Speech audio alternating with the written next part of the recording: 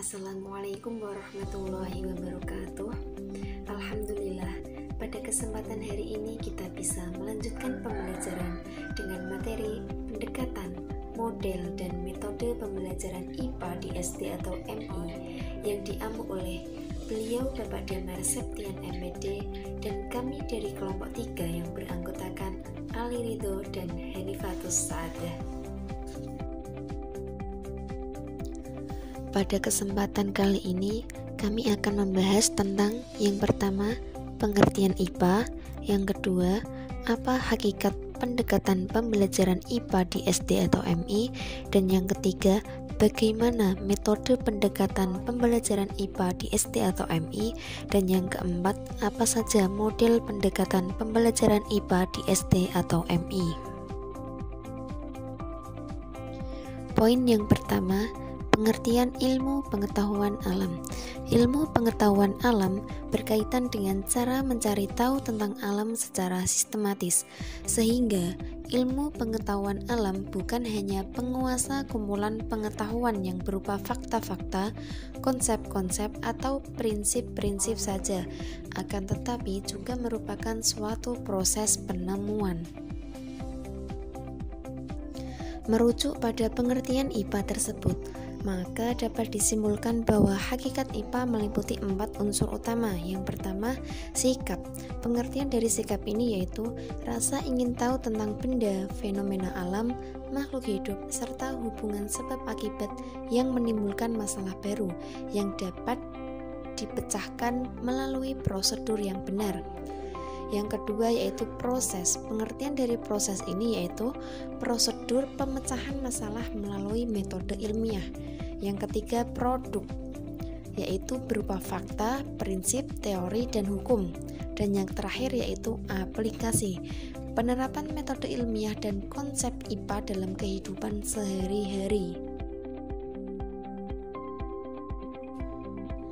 Poin kedua, pendekatan pembelajaran IPA. Pendekatan pembelajaran adalah titik tolak guru terhadap proses pembelajaran yang merujuk pada pandangan tentang terjadinya suatu proses yang sifatnya masih sangat umum. Di dalamnya mewadahi, menginspirasi, menguatkan, dan melatari metode pembelajaran. Pendekatan pembelajaran IPA ini terbagi menjadi beberapa. Yang pertama, pendekatan ekspositori. Pendekatan ini lebih bersifat memberi tahu. Yang kedua, pendekatan inquiry. Pendekatan ini lebih bersifat mencari tahu. Yang ketiga, pendekatan free discovery atau penemuan bebas. Dan yang keempat, pendekatan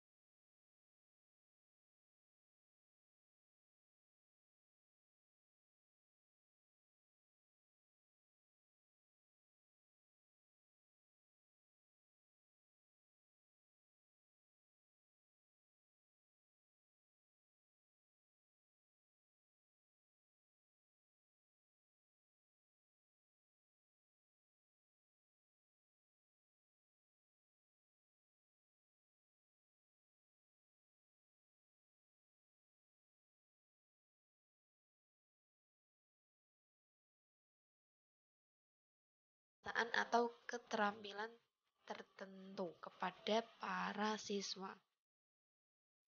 Dan metode yang keenam yaitu metode simulasi. Cara penyajian pelajaran dengan menggunakan situasi tiruan untuk menggambarkan situasi sebenarnya. Kemudian yang ketujuh, metode tanya jawab. Metode ini cara penyajian pembelajarannya dalam proses melalui interaksi dua arah antara penanya dan penjawab. Yang selanjutnya yaitu metode kerja kelompok. Metode ini dengan mengkondisikan siswa dalam grup atau kelompok yang diberikan tugas kelompok. Poin yang keempat yaitu model-model pembelajaran IPA. Model belajar mengajar adalah kerangka konseptual dan prosedur yang sistematik dalam mengorganisasikan pengalaman belajar untuk mencapai tujuan belajar tertentu, berfungsi sebagai pedoman bagi perancang pengajaran, serta para guru dalam merencanakan dan melaksanakan aktivitas belajar mengajar. Dalam pembelajaran, guru diharapkan mampu memilih model pembelajaran yang sesuai dengan materi yang diajarkan, di mana dalam pemilihan model pembelajaran meliputi pendekatan suatu model pembelajaran yang luas dan menyeluruh.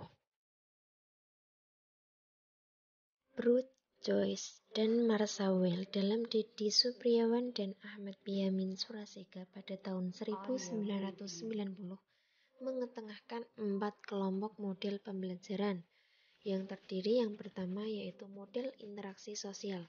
Dalam konteks ini, proses belajar pada hakikatnya adalah mengadakan hubungan sosial dalam pengertian peserta didik berinteraksi dengan peserta didik lain dan berinteraksi dengan kelompoknya. Model yang kedua yaitu model pengolahan informasi. Menurut Kegnell, dalam pembelajaran terjadi proses penerimaan informasi yang kemudian diolah sehingga menghasilkan keluaran dalam bentuk hasil belajar. Model yang ketiga yaitu model personal humanistik. Penggunaan model-model pembelajaran dalam personal ini lebih memusatkan perhatian pada pandangan perseorangan dan berusaha mengalahkan kemandirian yang produktif sehingga manusia menjadi semakin sadar diri dan bertanggung jawab atas tujuannya. Dan model yang terakhir yaitu model modifikasi tingkah laku. Karakteristik model ini adalah penjabaran tugas-tugas yang harus dipelajari peserta didik itu efisien dan berurutan. Implementasi dari model modifikasi tingkah laku ini adalah meningkatkan ketelitian pengucapan pada anak. Sekian presentasi dari kelompok kami. Apabila ada kekurangan, mohon maaf yang sebesar-besarnya.